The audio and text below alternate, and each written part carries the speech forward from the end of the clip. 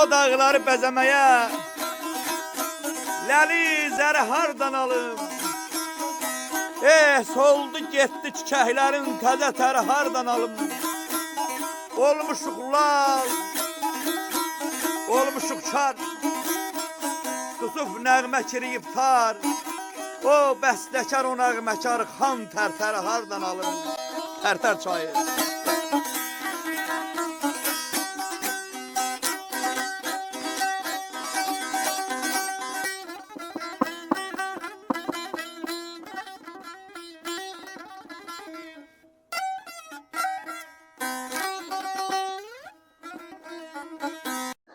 Hər vaxtınız xeyirli olsun, əziz Həsrət və Ümid verilişinin daimi izləyiciləri. Hər birinizi salamlayıram. Bugünkü verilişimizin qonağını sizlərə təqdim etmək istəyirəm. Verilişimizin qonağı Qərbi Azərbaycanın Paşalı rayonunun Köspək kəndindən olan Vahid Muradov Buludoğludur. Nəzərə çatdırmaq istəyirəm ki, Vahid müəllim sözün həqiqi mənasında öz sahəsində, peşəsində, xüsusilə tarix fənninin tədrisində və o cümlədən məktəb direktoru olaraq uzun illər fəaliyyət göstərmişdir. Qərbi Azərbaycanın dəyərli ziyalılarından biridir və sizlərin də icazəsi ilə mən Vahid müəllimə təşəkkürümü bildirmək istəyirəm. Vahid müəllim, çox sağ olun ki, bugün verilişimizə qonaq olmaq üçün razılıq verdiniz. Biz bugün sizin evinizdə bu verilişi çəkirik. Necəsiniz Vahid müəllim? Çox sağ ol, təşəkkür edirəm. Hər şey yaxşıdır. Bütün Qərbi Azərbaycan dinləyicilərini hamısını salamlayıram. Bu Həsrət və Ümid verilişində Ceyhun müəllimə bugün mən müsahibə verirəm və ona da bir daha öz təşəkkürümü bildirirəm. Çox sağ olun Vahid müəllim, təşəkkür edirəm. Vahid müəllim, verilişimizin bir dəyişməyən bir adət-ənənəsi var. İlk sualımız sizin öz ailəniz haqqında bir sualdır. Zəhmət olmasa özünüzü, valideynlərinizi, ailənizi və övladlarınız haqqında tamaşaçılarımıza məlumat verin. Buyurun.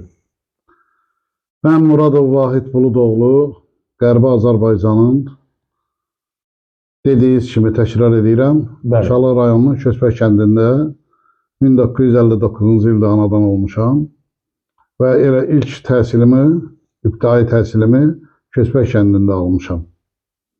Və bizim kənddə 8 illik məktəb olduğuna görə 9-10-cu sinifi, yəni tam orta təhsilimi Terp kəndində.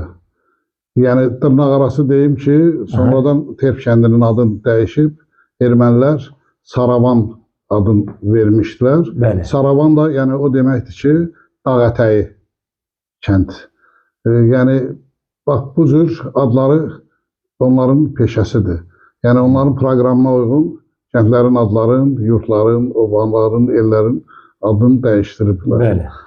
Mənim atam Köspək kəndində o da anadan olub və eyni ilə də anam da.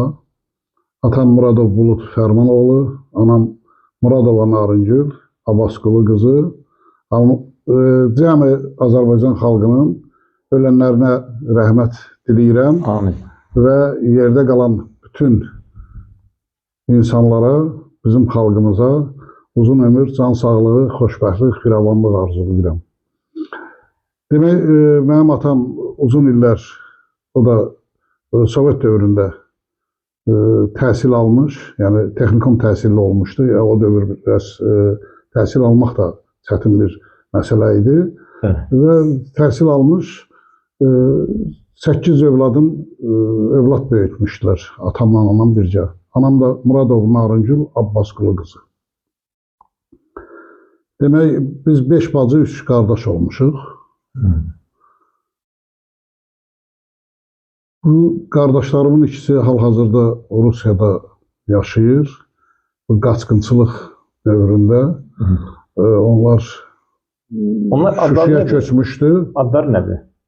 Muradov Xalid Buludoğlu, Muradov Zahid Buludoğlu. Hər ikisi də Rusiyada yaşayır, ailəlidir. Oranın vətəndaşlığını qəbul ediblər. Orada yaşayırlar. Demək ki, mənim özümün 4 övladım var. 2 qızım, 2 oğlum. Oğlumun biri Bakıda yaşayır və işləyir, dövlət işində işləyir. O biri oğlum da, hər ikisi də ali təhsillidir. Böyük oğlum 2 universitet qutarıb, Politexnik İnstitutunu və neft kimya üzrə təhsil alıb. Elə o sahədə də neft kimya üzrə də hal-hazırda işləyir. Xırda oğlum da İqtisadiyyat Universitetinin maliyyəsini qutarıb, amma işləmir və müvəqqəti xaricdə iş dalınca gedib. Yəni, orada yaşayır. Uşaqlarımın biri deməli, o xırda oğlum evlənməyib, hələ ki subaydır. Böyük oğlum ailəlidir, 2 övladı var. Qızlarım da ailəlidirlər. 7 nəvəm var. Ay maşallah. Hal-hazırda hələlik Azərbaycan dövlətində yaşayırıq və xoşbəxt hələlik günlər keçirdirik.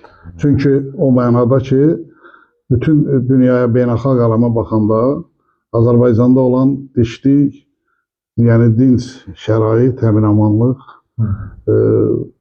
baxanda başqa ölkələrə çox bizim üçün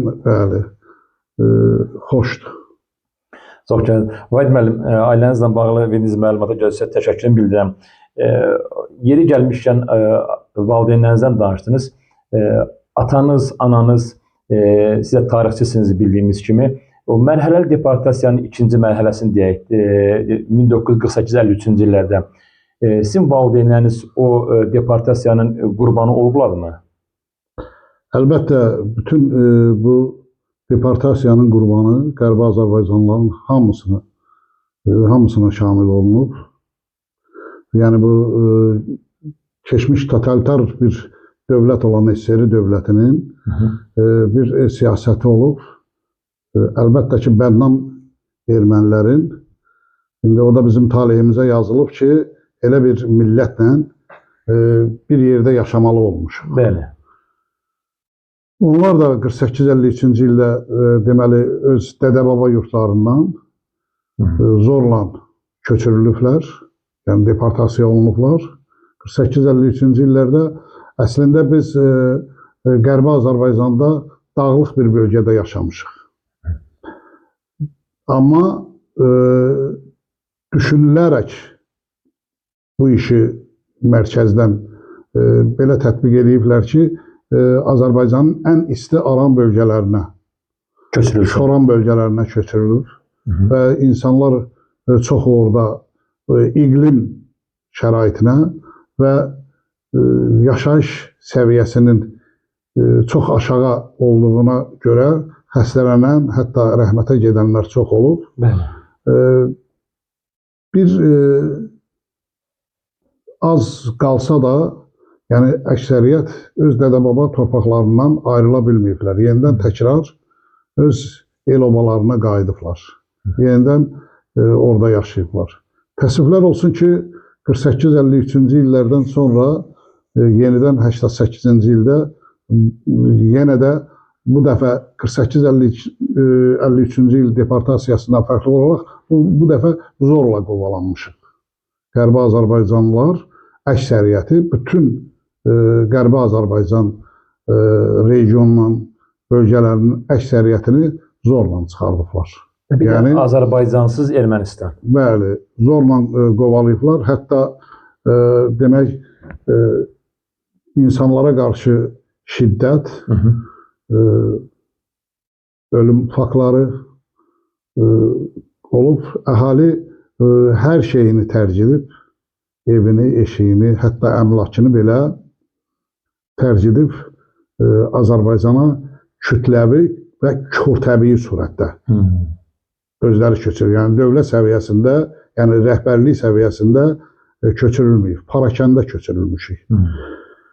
Kim demək olar ki, yolu, istiqaməti hara düşübsə, o rayonlarda məskunlaşıblar. Biz də əlbəttə ki, öz, belə deyək, türkçülüyümüzə, qeyrətimizə sığışdırmayaraq Qarabağa, xüsusilə o dırnaqarası Dağlıq Qarabağa, o bölgəyə üst tutmuşuq. Biz öz istəyimizlə ora gəlmişik. Məqsədimiz də olub ki, bizi zorla öz dədə-baba torpaqlarımızdan qovalayıblar. Amma ermənilər Qarabağın dağlıq hissəsində yaşayanlar bizi çıxardıblar, gəlmişik. Onlar da çıxsın, geçsin bizim boş qoyduğumuz evlərə, biz də onların evlərinə yiyələnək. Çünki bu Azərbaycan torpağıdır. Azərbaycan Respublikasının tərkibindədir.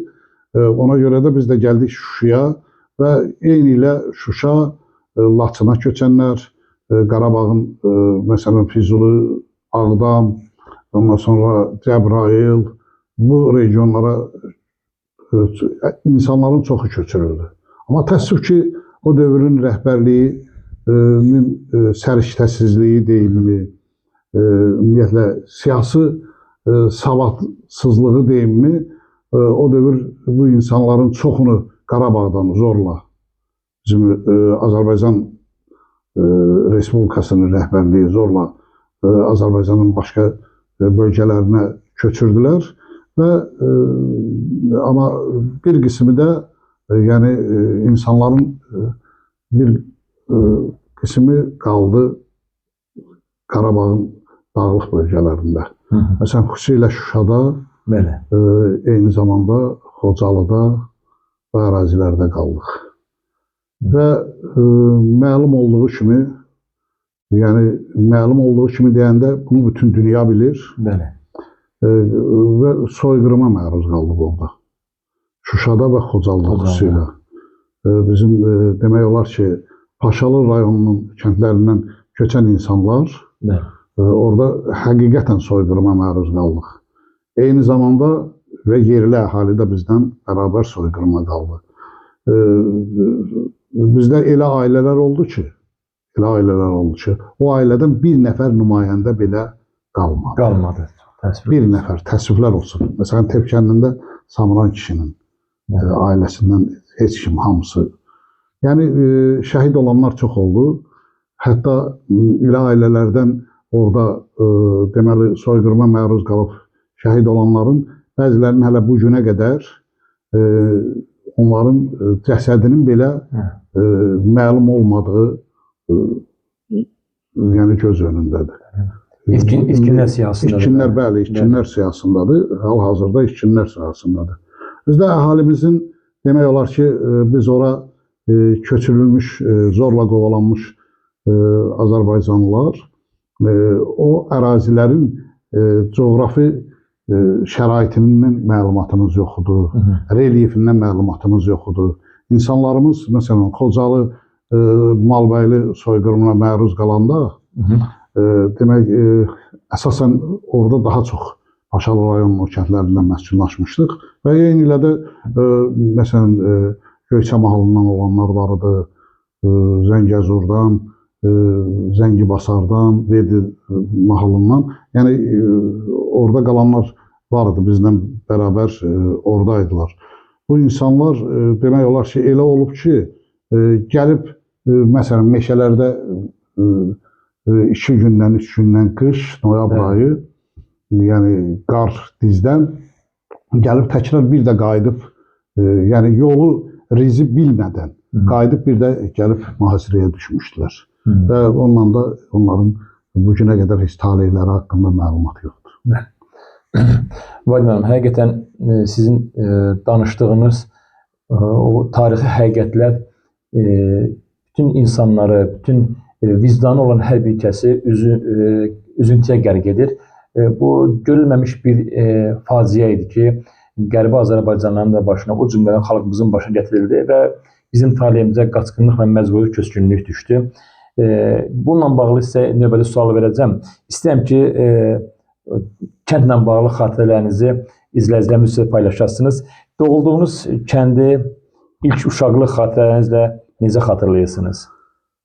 Mən deyim ki, məsələn, indi yazılı ədəbiyyatlarda da var. Bəli. Eyni zamanda biz babalarımız, nənələrimizin canlı olaraq bizə söylədikləri də bizim yaddaşımızdadır. Bəli. Yəni yaddan çıxmır. Onu deyim ki, bu dəfələrlə mənim babamın atası adı Səfəralov. O ermənilərin ucbatından qaçqınçılığa məruz qalıb. Babam özü qaçqınçılığa düşüb. Atam həm 48-53-də deportasiyaya düşüb. Eyni zamanda da 88-ci ildə yenə də məcburi qovalanmışıq qaçqın kimi. Mən 88-ci ilin qaçqınıyam. Həm də məcburi köçkünəm. Yəni əslində o zamanlar bizdə mən belə deyim də şəxsən mənim üçün bu mənim öz fikrimdir. Haqsızlığa biz düçar olduq. Eyni zamanda Azərbaycanda da. Yəni səriştəsiz rəhbərliyin ucbatından bunlar oldu. Mən həm qaçqınam, Qərbi Azərbaycandan qaçqınam, həm də gəlib Şuşada qeydiyyata düşmüşəm.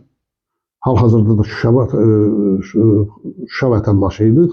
İndi o rayonlarda müəyyən dəyişikliklər olduğuna görə hal-hazırda Xocalı vətəndaşıyam və oranın da qeydiyyatındayım. Deməli, mən həm də məcburi köçkünəm. Bəli. Deməli, bizim məcburi köçkünlüyümüzü ləğv elədilər. Biz həm bütün mülkümüzü Qərbi Azərbaycanda itirdik, həm də gəldik 3 il Şuşada, onun kəndlərində, Xocalıda, kəndlərində, eyni ilə Qarabağın dağlıq hissəsində yaşadıq. Orada da ev tikdik, orada da əmlak qurduq, şərait yaratdıq, bütün şəraitimizi yaratdıq.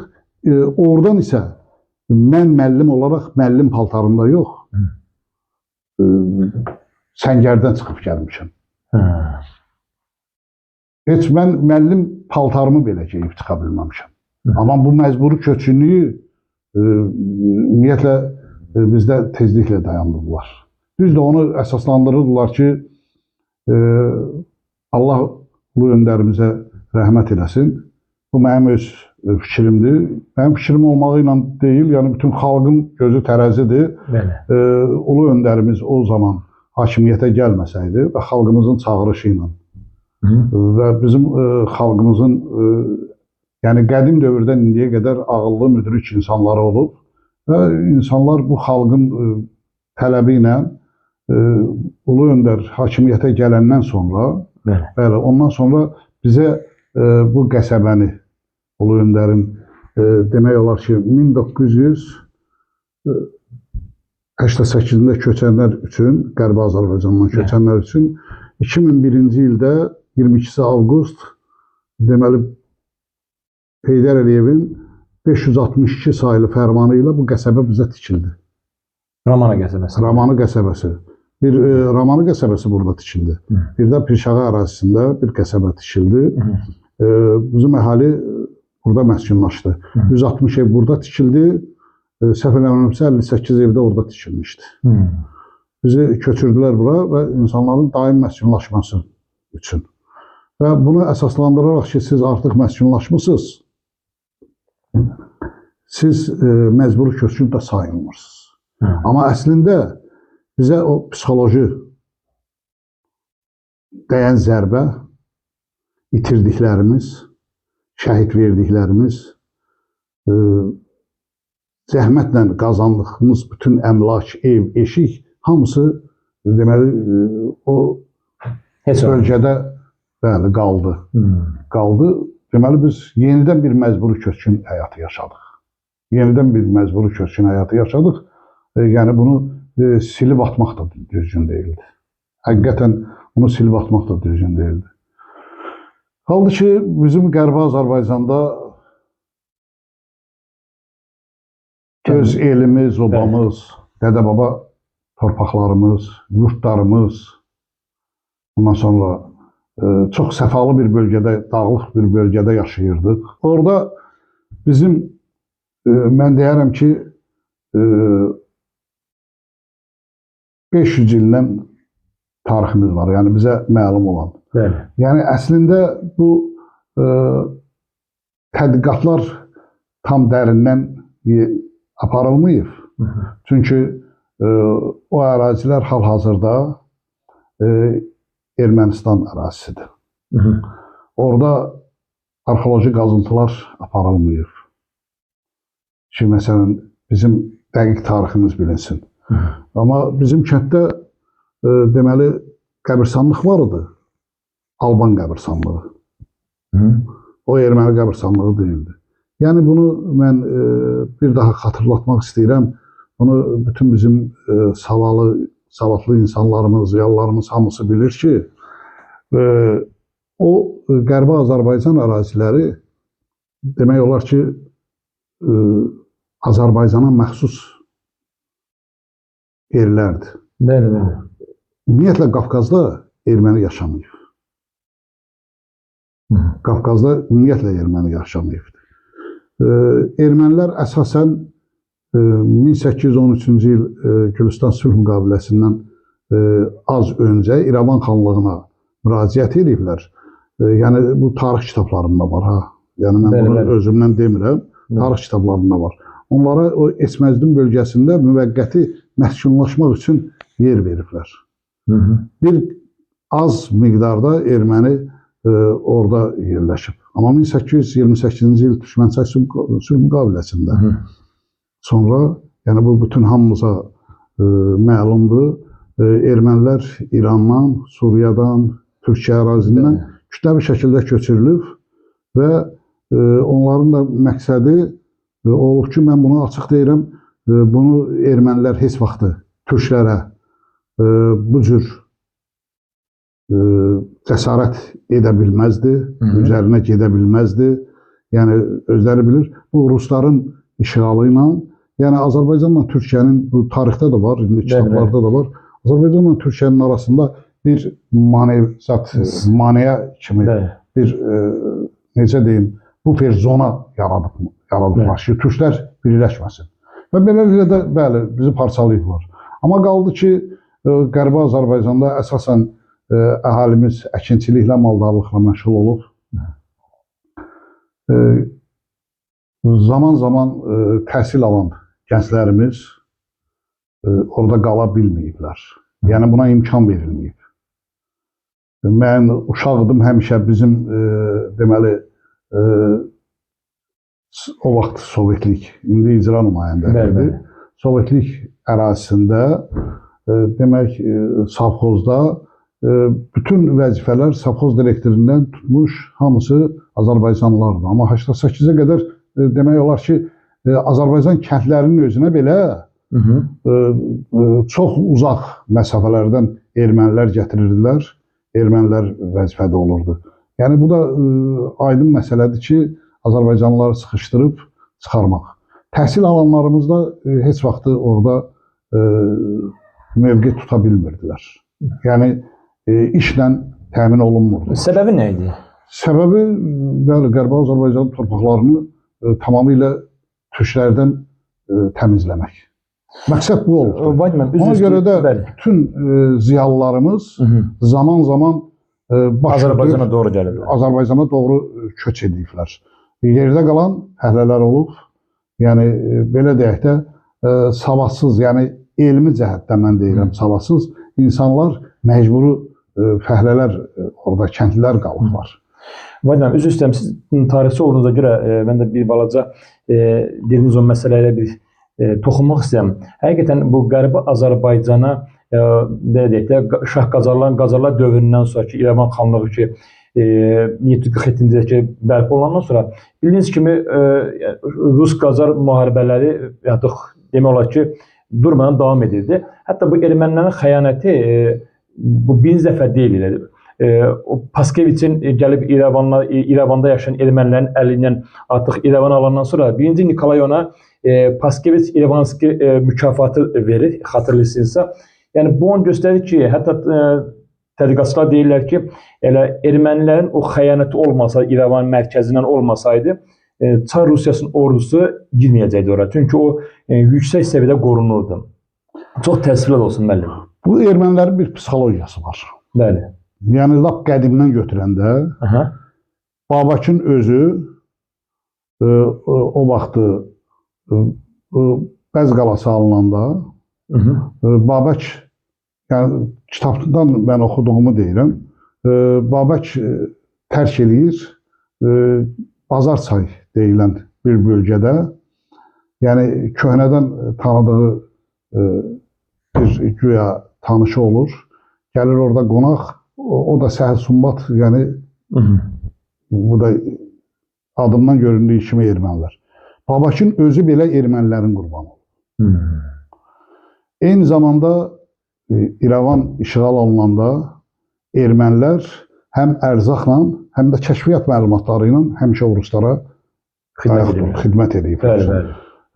Gəncənin işğalı zamanı, məsələn 1804-cü ildə Cavadxanın, bəli, onda da yenə ermənilər bütün kəşfiyyat məlumatları və ərazini dəqiq tanıdıqlarına görə bütün yolları, bütün o belə deyək də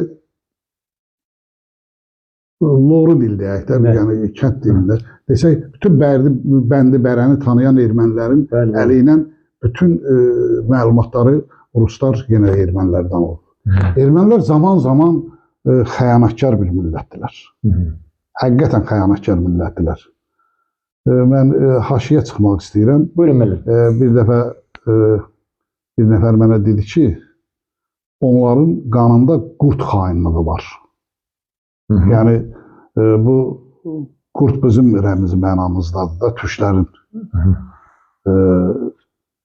Demək olar ki, bir qurdu bir nəfər ağsaqqal adam, yaşlı, çox yaşlı adam, mən ona ermənilər haqqında sual verirdim. Vaxtı hələ institutda oxuyan dövr. O mənə dedi ki, məsələn, bir qurdu bir sürü heyvanın, 1000 heyvanın içinə buraxırsan, sənə biri, 5-i, 3-ü lazımdırsa bunu ye, doyunca. Çıx get, sonra da nə vaxt acıyanda yenə gəlib yersən. Amma bu qurd girdisə hamısını boğur, hamısını boğur. Bunlarda belə bir xainlik var. Bunlar heç vaxtı xislətlərindədir. Abad yer qoymadılar. Nə qədər bizim memarlıq abidələrimizi, nə qədər tarixi abidələrimizi hamısını məhv elədilər. Hamısını məhv elədilər. Hara gedirdilərsə, orada demək olar ki, saxta xaçlar çəkmək, özlərini buranın daimi sakini kimi təqdim etmək, bu bunların xislətində olur. İndi də ki, heç bir dünya dövləti nə bizə, nə də onlara kömək eləmirdi ki. Saxlayaydılar da Qarabağı, 30 il işğalda saxladılar. Yəni onlar həmişə onun bunun qulluğunda ola-ola. İndi də, məsələn, hal-hazırda erməni, indi mən siyasata keçmək istəmirəm. Ermənilər Rusiyadan küskündür, niyə? Qarabağı, onların məqsəd açıqdır da.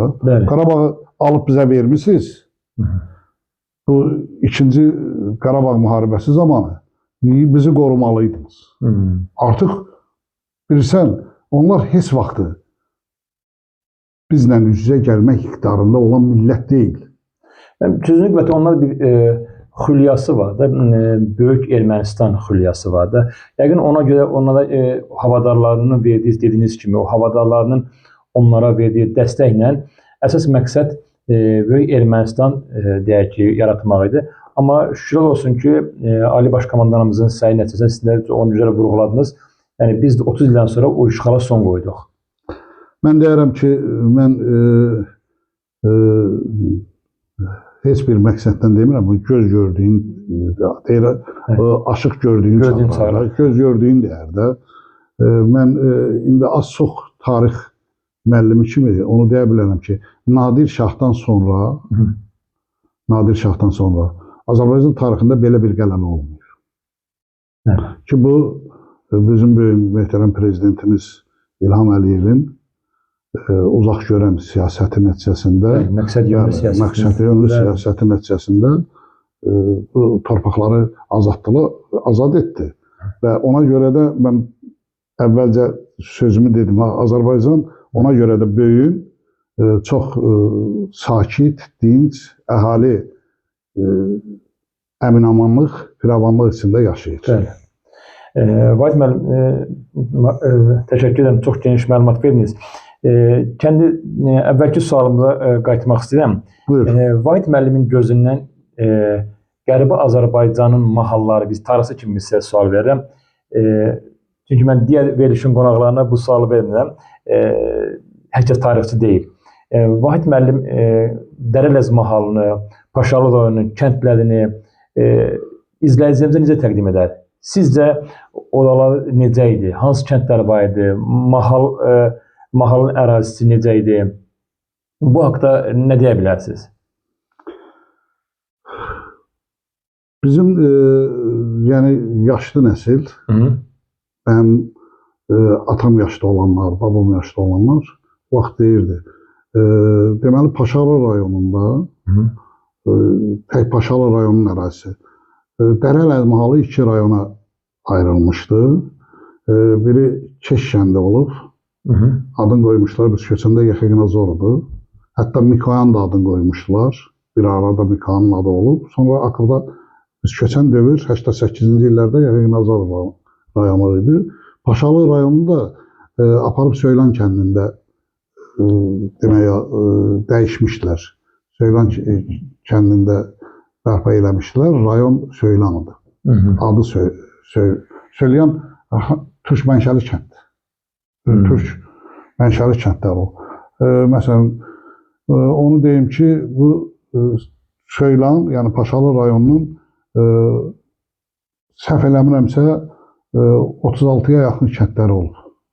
O kəndlər deməli 88-ci ilə qədər əksəriyyəti ermənilərin düşünülmüş siyasəti ilə, yəni Azərbaycanlıları daimi sıxışdırıblar və köçməyə məcbur ediblər. Biz köçən dövrü 8 dənə kənd qalmışdı. Hansılar idi onlar? Onlardan demək olar ki, Köşbəy, Terp, Leyli Qaçan, Axta, Gömür, Cabud, Zeytə, Gülüstan kəndi var idi. Tam Naxçıvanla həmsərhəddir. Bir neçə 100 metrliyində idi Naxçıvan sərhədində. Bir də Kötanlı kəndi, onun da adını Qarmareşin kəndi qoymuşdular.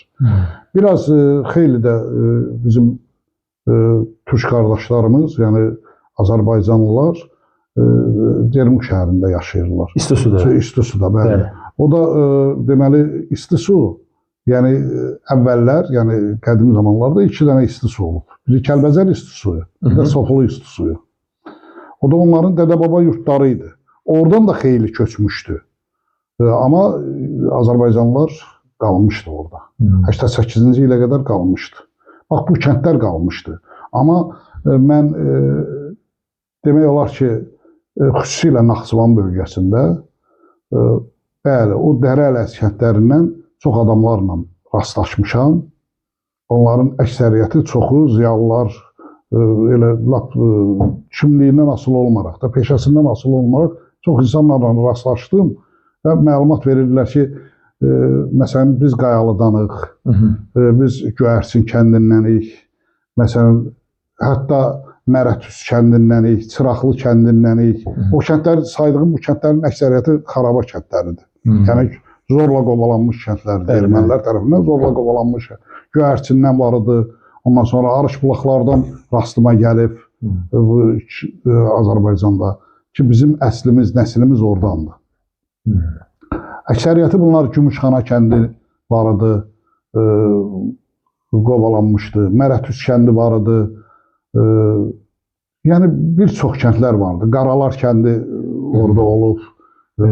Demək, biz Şaşa körpüsü deyirdik. Şaşa körpüsünün yaxınlığında Qaralar kəndi vardı. Bu kəndlərin əksəriyyətin Tarp, bunların hamısının Bəzirgan, bu kəndlərin əksəriyyətin demək olar ki, xaraba qalmışdı. Saydığım o kəndlərdir, bir də təkrar edirəm. Köşbək Terpleyli Qaçan, Aqtay Gömür Cabud, Gülüstan, Gəldi Zeytə, bir də Kötanlı. Kötanlıda ermənilər də yaşayırdı. Azərbaycanlılar daha çoxudur.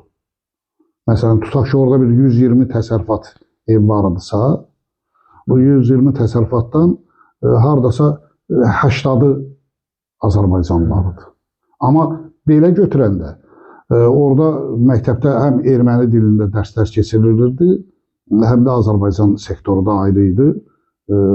Amma rəhbərlik hamısı erməni idi. Vahid müəllim, çox gözəl bir məqama toxunduq. Elə təhsildən danışmışkən, siz bir tarix müəllimi olaraq o kənddə, Köçbək kəndində, daha sonra TEV-də təhsilini davam etdirib, ali təhsil almaq üçün Naxçıvana gedən bir bugünün ziyalısı kimi, ağsaqqalı kimi, siz Köçbək TEV-də olan ziyalılar haqqında, ümumiyyətlə təhsil olan marağını əsas kökündə nə yatırdı? Nəyə görə məsəl üçün Qərbi Azərbaycanlılar öz yaşadıqları, böyüdükləri Atababa torpağında demək olar ki, başqa bölgələrlə müqayisədə təhsilə daha çox önəm verirlər. Sizcə bunun səbəbi nədir? Bilirsən, biz həmişə demək olar ki, Ermənistan Respublikasında yaşadığımız dövrdə rəhbərlik həmişə mərkəzi aparat ermənilərin əlində olub. Həmişə Azərbaycanlıları sıxışdırıblar. Azərbaycanlılar isə ümumiyyətlə məcbur olub təhsilə daha çox önəm veriblər. Mən deyərəm ki, çox ziyalılarımız vardı orada. O ziyalıların heç biri orada mövqe tuta bilmirdi. Məcburudur onlar. Məsələn, tutaq ki, təhsilini daha yüksək səviyyələrdə davam etdirmək üçün Ermənistanda heç vaxtı imkan vermirdilər ona. Məsələn, Yerevanın özündə pedaqoji universiteti olub. O fakültələrə 88-ə qədər əksəriyyət çoxunu bağladılar. Yəni, təhsil almaq mümkün deyildi. Düşünülmüş bir formada. Düşünülmüş bir formada. Ona görə də insanlar, məsələn, Gəncəyə, Bakıya, Naxçıvana, yəni ali təhsil müəssisələri Azərbaycanın hansı bölgəsindən asılı olmaraq məcburan təhsillərini davam etdirmək üçün köç edirdilər. Və gəlib təhsil alıb, təhsilini bitirmiş insanlar da geri qayıdıb iş tapa bilmirdilər. Ona görə də çox məcbur olurdular, çıxıb gedirdilər. O torpaqlar da, bilirsən, bizim Qərbi Azərbaycan insanları o torpaqlara çox bağlı idi. Belə ki, ulu babalarımızdan tutmuş əksəriyyətinin demək olar ki, qəbirləri o bölgədə olubdur. Ona görə də bizim bu Qərbi Azərbaycan insanları valideynə çox bağlı insanlar olur. Hətta qəbri belə özlərinə günah bilib, orada tərk edib gəlmirdilər. O məcbur olub, tamamilə məcbur olub təhsil alanlar gedirdilərsə, heç kim dədəsinin, babasının, keçmişini orada tərk edib gəlmirdilər. Və o torpaqlar da həqiqətən hamıya məlumdur, bütün dünyaya məlumdur. Bütün kitablarda var. O torpaqlar da həqiqətən bizim dədə-baba torpaqlarımızdır. Lap qədim dövrlərdən bizim torpaqlarımız olub. Mən institutda oxuyanda bizim bir kafedra müdürümüz vardı, Ziyad Təymazov. Bir dəfə mən ona sual verdim ki, bu Qərbi Azərbaycanda müəyyən arxeoloji işlər aparılırmı keçmişimizi təsdiq eləmək üçün? O bir dəfə şifahi olaraq mənə danışdı. Dedi ki, mən müdafiə edəndə Leningradda, yəni indiki Sankt-Peterburg şəhərində elmi rəhbərim oradaydı. Özü də Ermitacın direktoru İvanov dedi. Yadımdadır bugünkü günü. Dedi ki, bir dəfə İvanov mənə dedi ki, sizdə Qara Kilsə deyilən bu Siyan rayonu ərazisində. Amma bu ərazidə ermənilər arxeoloji qazıntılar aparıblar. Arxeoloji qazıntılar aparan zaman orada zərbxana tapılıb. Zərbxana da o yerdə olur ki, yəni pul kəsilən yerə zərbxana deyirlər. Elmi dildə zərbxana deyirlər. O zərbxana da o yerdə olur ki, orada dövlət mövcud olur. O dövlət, deməli, qüdrətli bir dövlət olur ki, özünün deməli, zərbxanası olur. Yəni pul kəsilən yeri. Orada sikkələr tapılmışdı, deyir. O sikkələrin üzərində ermənilər, deməli, zərgəri cizgilər apararaq onu tamamilə erməniləşdirib, aparıb İvanova təsdiq elətdirmək lazımdır ki, yəni sübut eləsinlər ki, burada bizim dövlətimiz mövcud olub. Saxtalığa baxaq. Bizim dövlətimiz burada mövcud olub və bizim burada da zərbxanamız tapılıb, sikkələr kəsilib, erməni dövlətinə aid. Bura bizimdir. Bəli. İvanovun da öz ixtisası numizmatik olub.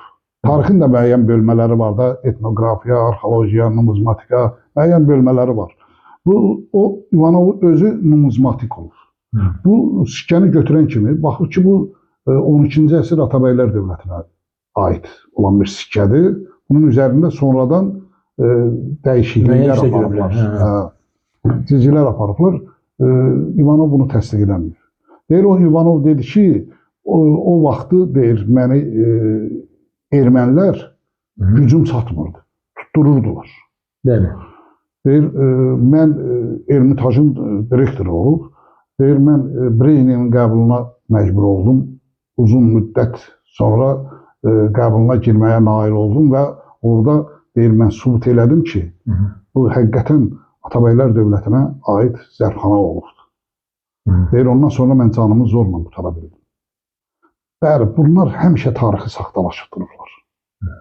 Laçın ərazisindəki Alban kilsələrin erməniləşdirməmişdilər. Yəni, bunların hamısının bizim Azərbaycan televiziyası çəkib, arxivləşdirilib, yəni verilib. Bu ermənilərin xislətindən biz həmişə belə.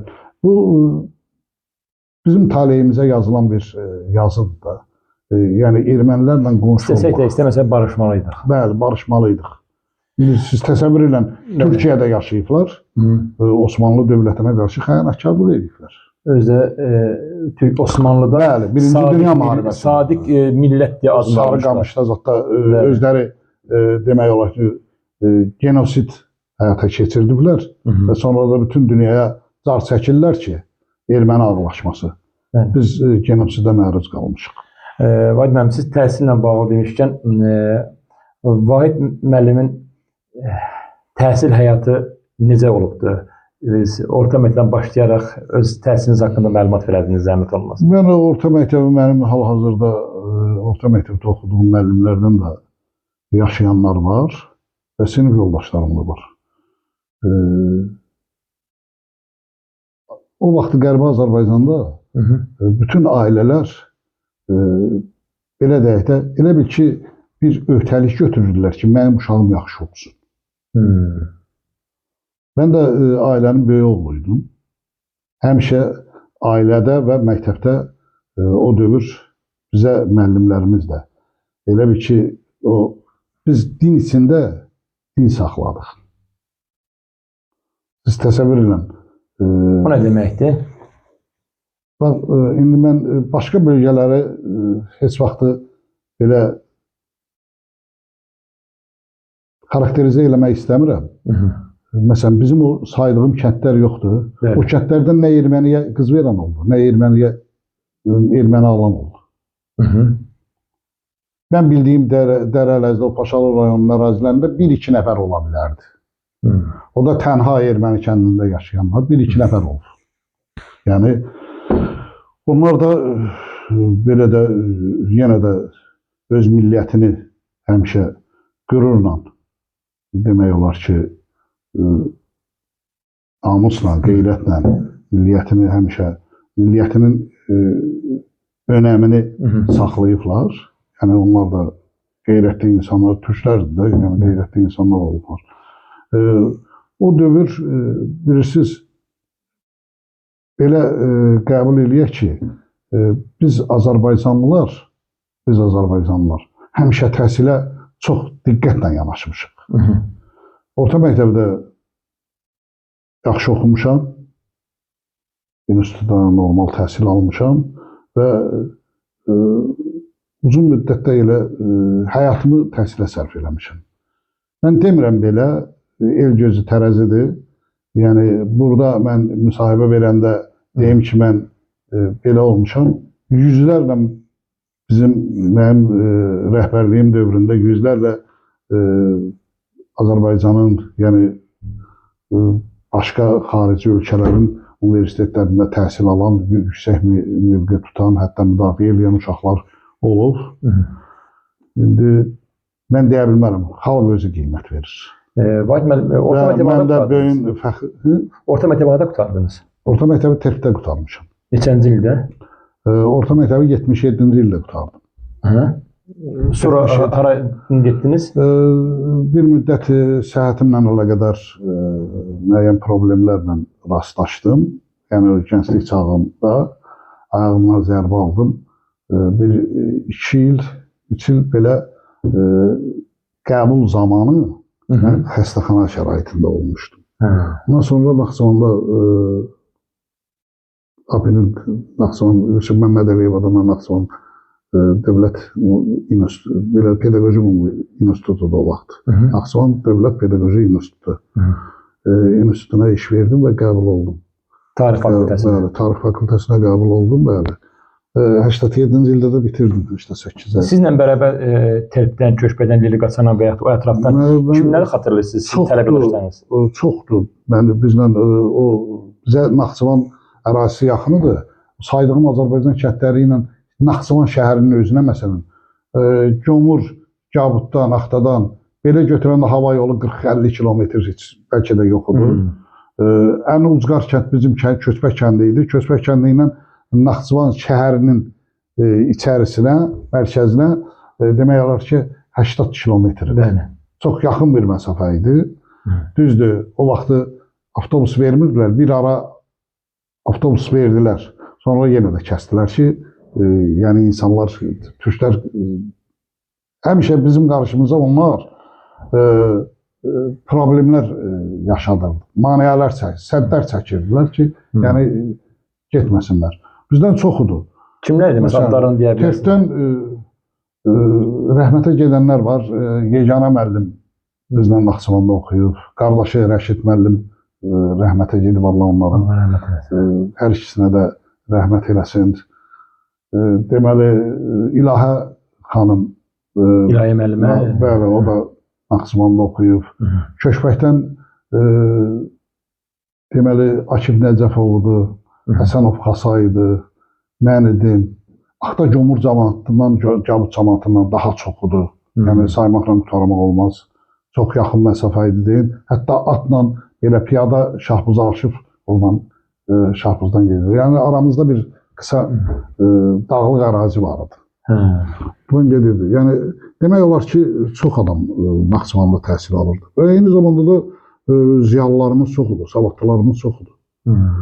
Axta, Gömür, Cabud yüzlərlə Bakı şəhərində, ayrı-ayrı, məsələn, Gəncə şəhərində təhsil alanlarımız olur. Vahid müəllim, demək olar ki, verilişimizin sonuna gəldik, yaxınlaşırıq. Mənim üçün maraqlı bir məqam var, onu mən sizdən soruşmaq istəyirəm.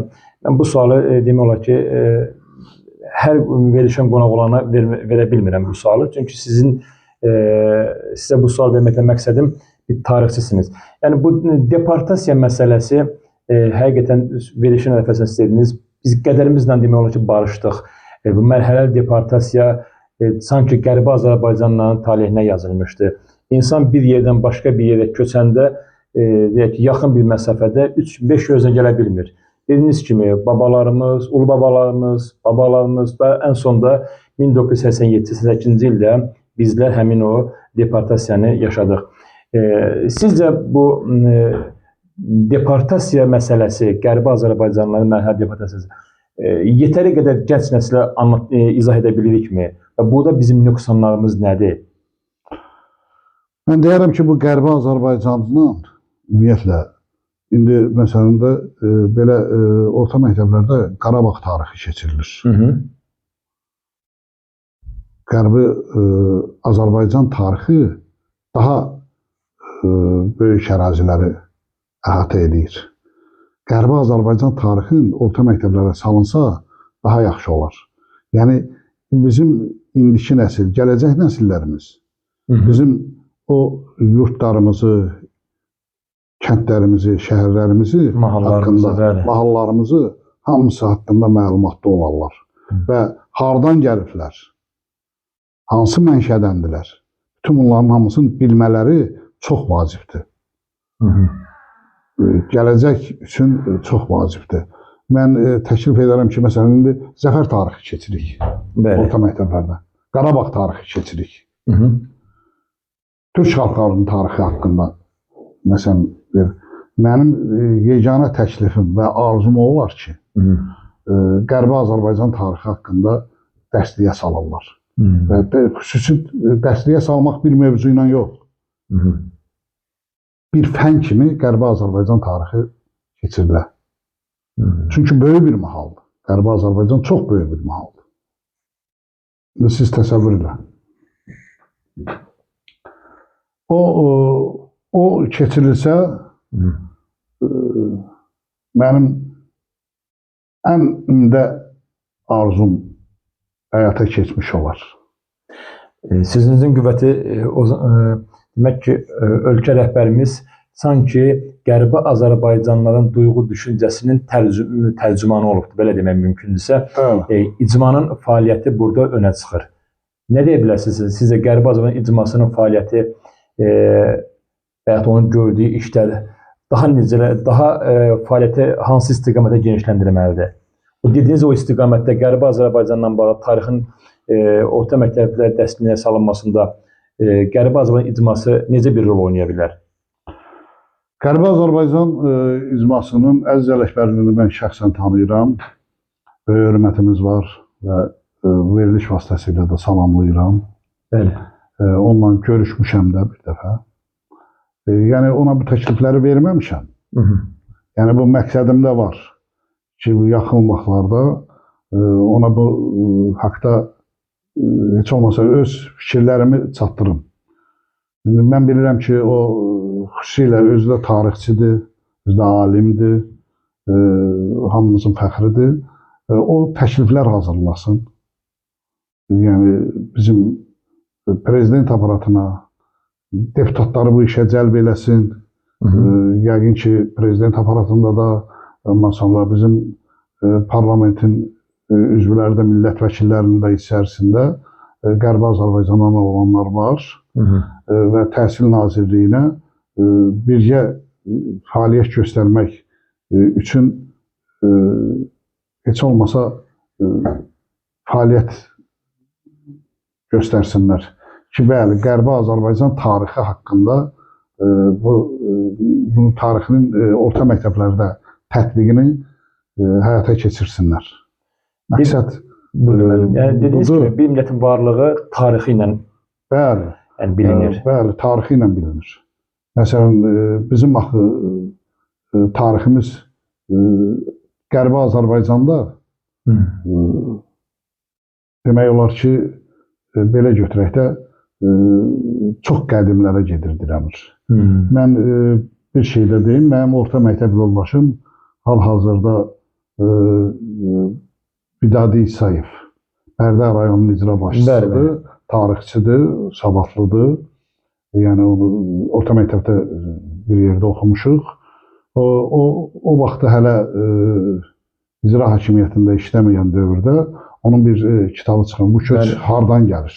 Çox mükəmməl bir əsərdir. O kitab, o əsər böyük. Oxumuşam onu. Onu özü şəxsən mənə təqdim edib və oxumuşam. Bəli, orada müəyyən faktlar var. Amma məsələ burasındadır ki, o vaxtı işğal zonasında qaldı Qərbi Azərbaycan. Məsələn, bizim kənd qəbirstanlıqlarında qoz daşları vardı. Yəni, türk mənşəli abidələrdir. O abidələrin şəkilləri, o bir dəfə özü mənə müraciət elədi ki, bəlkə təsadüfən o şəkil qoz daşlarının sizdəki o abidələr vardı, o kəndlərdə hansınınsa şəkili sizdə ola bilər. Yəni, onlar haqqında məlumatlar toplayırdı, sonraki kitablarını da təqdim eləməyə. Bəli, bütün bunların hamısını demək olar ki, arxivləşdirmək lazımdır. Bunların hamısını millətə çatdırmaq lazımdır.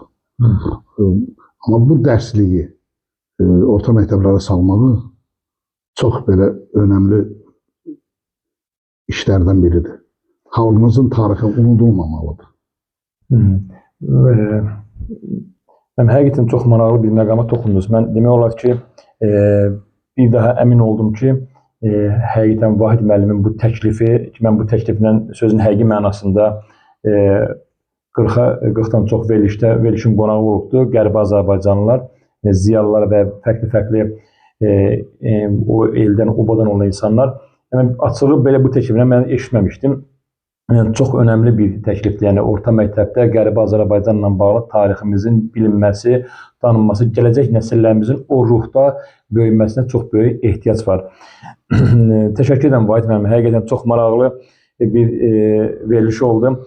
Verilişin sonuna yaxındır. Demək olar ki, son dəqiqələrdir. Vahid müəllim Köçbəyin intizarını necə çəkir? Bunun Vahid müəllimin ailəsinə necə yansıyır? Bilirsiniz, biz həmişə deyirik ki, cənnət analarımızın ayağı altındadır. Yəni, bu bizim sözümüz deyil də, bu Peyğəmbərdən gələn bir hədisdir. Ana dünyada hər şeydən əzizdir. Amma anaların da anası var. O da vətəndir.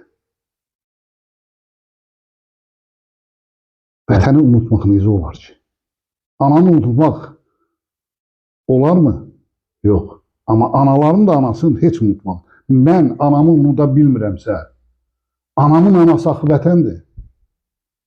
Ona görə də ana vətəni heç kim unuda bilməz.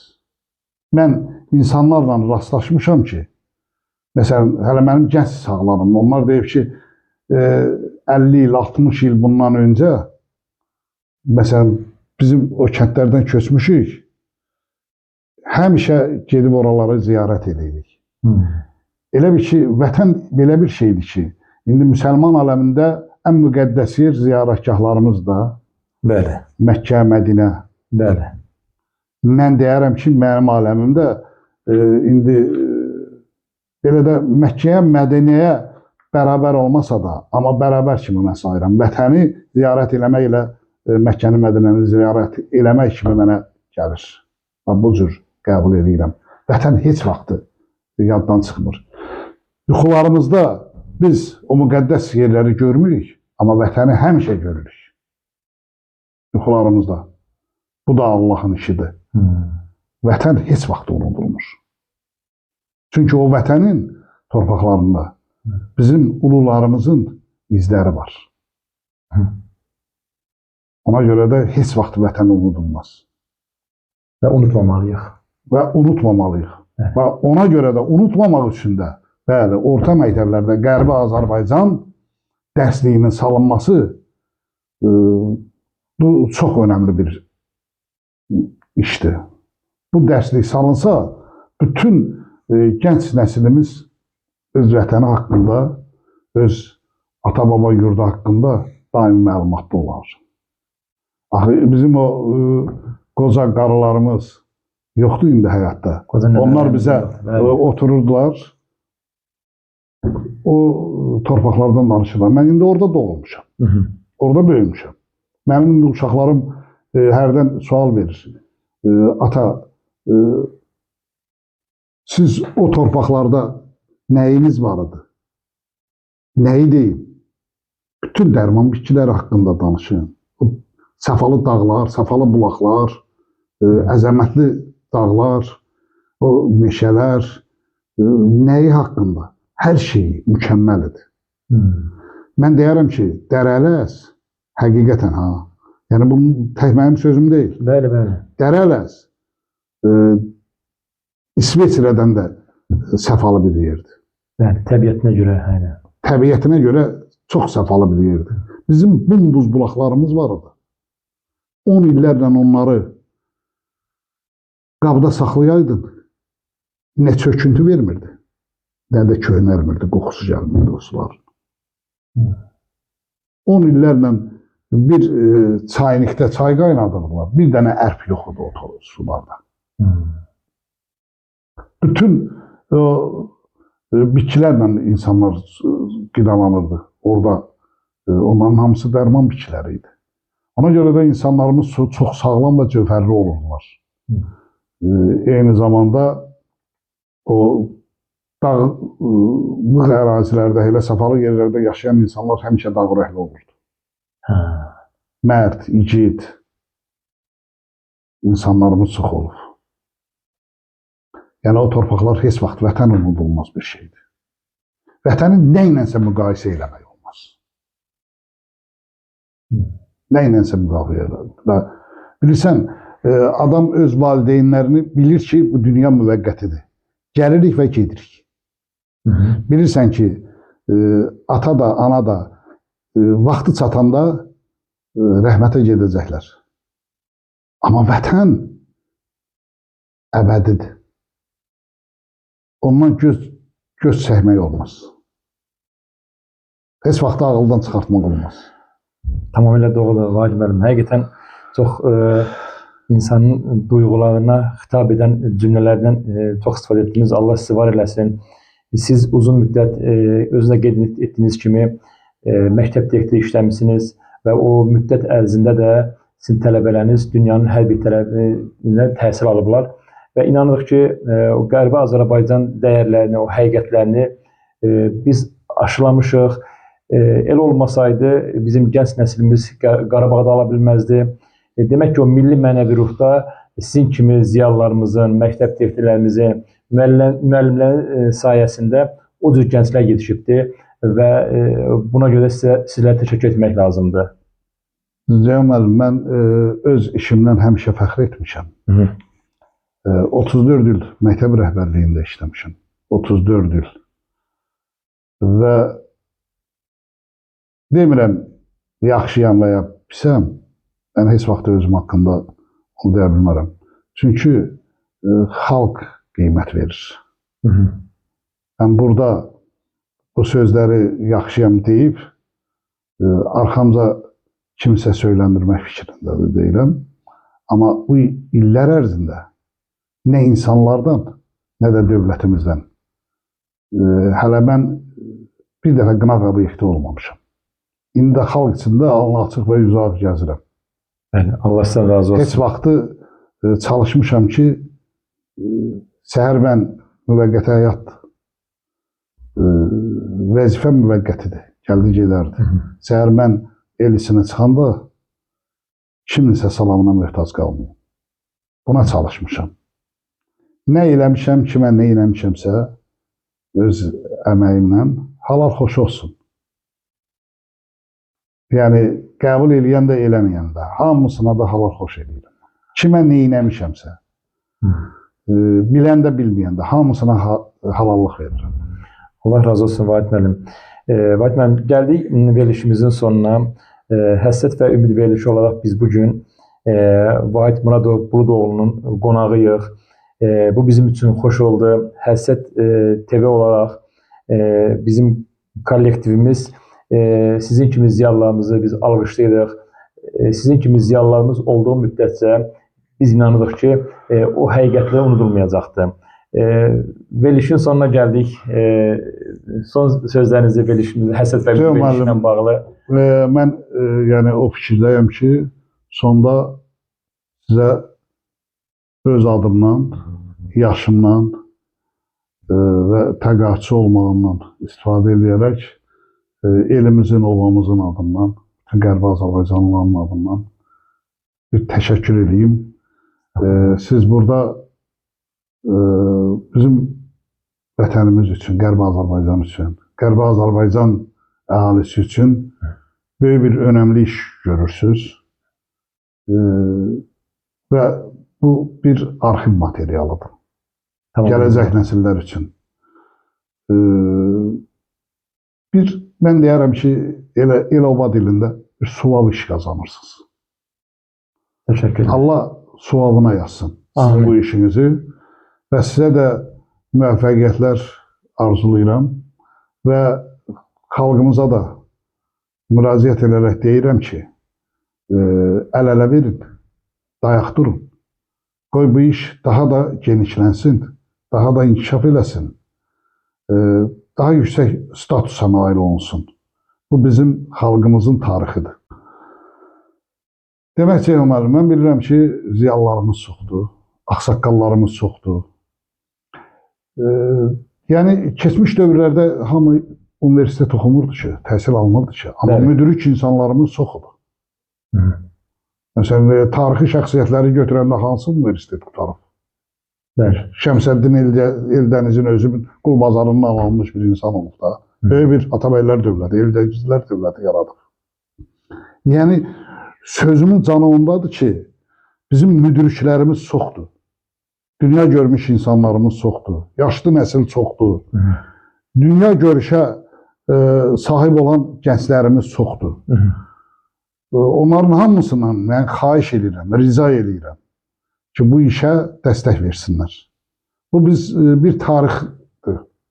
Yəni, indi belə götürək. Lap Fridunbəy Köçərlinin dövrünə gedək çıxaq.